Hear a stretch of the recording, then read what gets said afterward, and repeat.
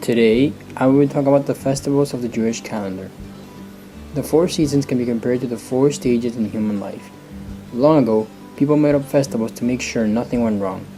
The Jews celebrate Passover in the spring, Shavout in the summer, Sukkot in the autumn, and Hanukkah in the winter.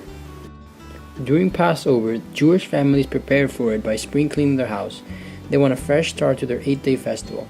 Passover celebrates the Exodus, when the Jews escaped from Egypt. There were 10 plagues before Pharaoh finally let the Jewish slaves go. When the final plague came, the story says the angel of death passed over the Jewish houses. This is where the name Passover came from. The evening is a mixture of sadness and joy. The Jews do not forget they were once slaves, and they are sorry for the Egyptians who were drowned in the Red Sea, but they celebrate their freedom during Passover. The second festival is Shavuot. Shavuot is a summer festival where we can go outside and enjoy the sunshine, the blue sky, and the colors. It makes religious people thank God for the joy of being alive. Shavuot is a summer festival where Jews decorate their synagogues with lots of flowers. It also remembers the time when God gave Moses the 10 Commandments to guide the Jews after their escape from Egypt. The third festival is Sukkot. Sukkot represents when the Jews left Egypt with Moses, lived in tents in the desert. Tents were easy to pack up and carry as they traveled back to the Promised Land, but they did not give much protection against enemies and dangerous animals. They had to rely on God.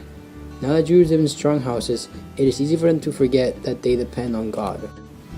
So once a year, they build huts to live in. They decorate them with fruit to thank God for the autumn fruits. This is an autumn harvest festival. The fourth festival is Rosh Hashanah. It is the Jewish New Year, which falls in September and early October. It begins a 10-day period of repentance. Jews request forgiveness from God and from other human beings for their mistakes and transgressions. On the Saturday evening before the Rosh Hashanah, a forgiveness service is held at the synagogue. An important ritual at this service is the sounding of the shofar, the ram's horn. In biblical times, the shofar was used to call people together. Signs of comfort and luxury are not allowed. Women often do not wear makeup. Sexual relations between a husband and wife are not permitted. No food or drink is allowed in order to demonstrate that this day is better spent on prayer. The fifth festival is Pesach. This holiday commemorates the freeing of the Hebrews from slavery. This holiday celebrates the Jewish people's identity as the people of God. During the entire week of Pesach, Jews do not eat anything chametz or leavened, in order to commemorate the haste in which the Hebrews had to flee from their oppressor. On the eve of Pesach, a ceremonial search for chametz takes place. This is the last chance to find any that might have been missed in the preparations for Pesach.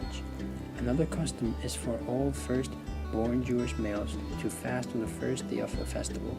This is a remembrance of the first-born Egyptian males who were killed so that the Hebrews could be freed from slavery. Thank you for listening to my presentation about the festivals of the Jewish calendar.